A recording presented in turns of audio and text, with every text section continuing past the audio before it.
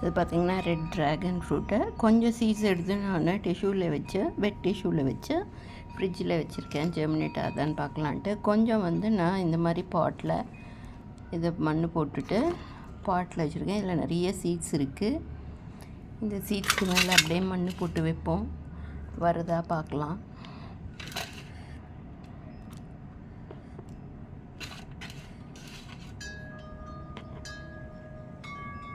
ஆக்சுவலாக கோகோபீட் நிறைய தேவைப்படாது நமக்கு ட்ராகன் ஃப்ரூட்டுக்கு.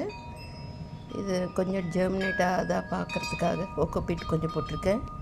இல்லைன்னா வெறும் சாயிலே போதும். நமக்கு ட்ராகன் ஃப்ரூட்டை நல்லா ரெசிஸ்ட் ஆகும் சம்மருக்கு, வெயில். அதனால் ஜெர்மினேட் ஆகிற வரைக்கும் வச்சுருந்துட்டு அப்புறம் ரீபாட் பண்ணிக்கலாம். இது வரையும் முளைச்சி வருதா பார்க்கலாம், அதுலேயும் முளைச்சி வருதா பார்க்கலாம். ரெண்டும் ஒரே டைமில் தான் போட்டு வச்சுருக்கேன். எது வருதுன்னு பார்க்கலாம்.